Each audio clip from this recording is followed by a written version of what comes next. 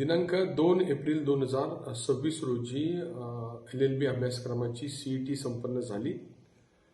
त्या परीक्षेमध्ये काही विद्यार्थ्यांनी माझ्याशी संपर्क केला आणि त्यांनी अशी तक्रार केली की छत्रपती शिवाजी महाराजांचा उल्लेख या CETच्या परीक्षेदरम्यान एकेरी करण्यात आलेला आहे।